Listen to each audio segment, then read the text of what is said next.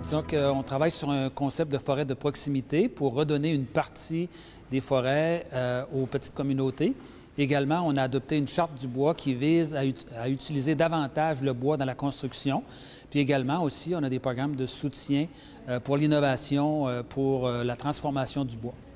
Absolument, oui. On a beaucoup d'enseignements à retirer de la France. Vous avez ici en France une expertise dans le domaine des communes forestières, qui est le milieu municipal, ce qu'on n'a pas au Québec. Vous savez, au Québec, notre forêt est principalement, majoritairement du domaine de la forêt publique. C'est ce qui change le mode de gestion, mais on peut facilement trouver des points d'intérêt et s'inspirer de vos pratiques et ramener ça au Québec. Et comme je le disais tout à l'heure, on a entre 80 et 90 de notre superficie forestière au Québec qui appartient au domaine de la forêt publique. Alors, c'est très, très important. Et la population québécoise est très soucieuse aussi de la bonne gestion de sa forêt. Alors, ça amène une composante qui est peut-être un peu différente de ce qui se vit ici en France. Nos amis québécois sont venus me voir depuis longtemps, les élus d'ailleurs, intéressés à la politique forestière territoriale que l'on met en place. Pourquoi? Parce qu'ils avaient une politique forestière toute industrielle, où la commune, leur communauté, certes, avait de l'emploi, certes, bénéficiait des investissements, mais n'avait pas grand-chose à dire sur la gestion de la forêt et le développement de la filière bois.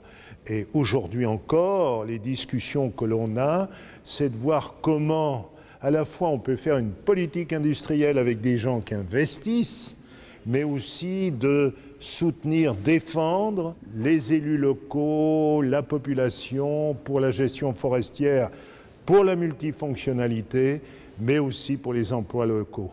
Développer l'économie sur le territoire. 85 de mon territoire est forestier.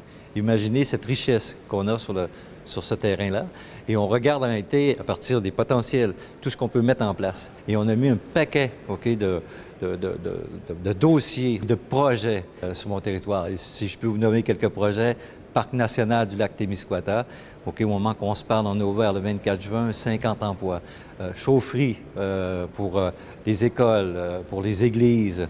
Et on pensait que jamais qu'on pourrait mettre peut-être en place des chaufferies, l'électricité au Québec, moins dispendieux.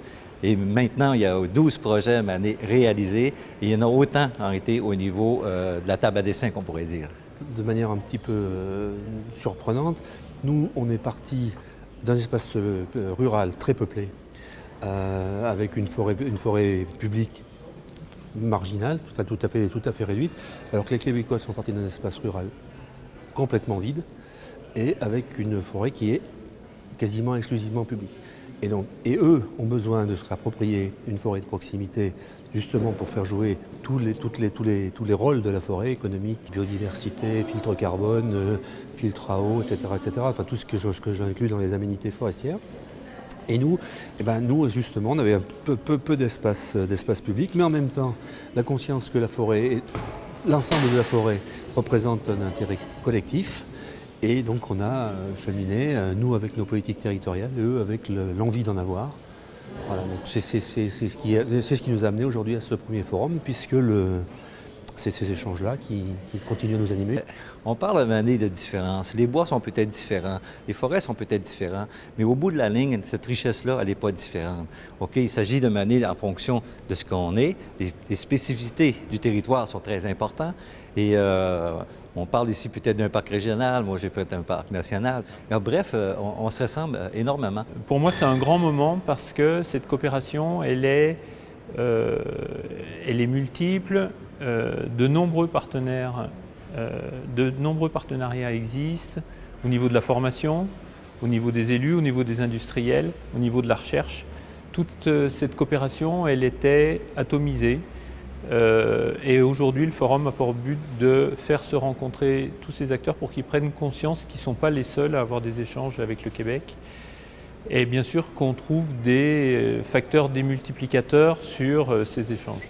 D'abord, c'est toujours intéressant de voir ce que les autres font et je pense aussi qu'il y a une préoccupation mondiale sur des questions qui nous interpellent tous, comme les questions environnementales.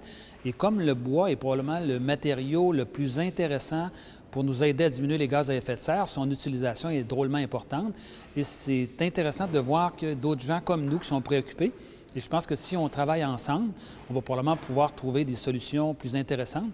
Comme disait Confucius, seul, on peut aller plus vite, mais ensemble, on peut aller plus loin.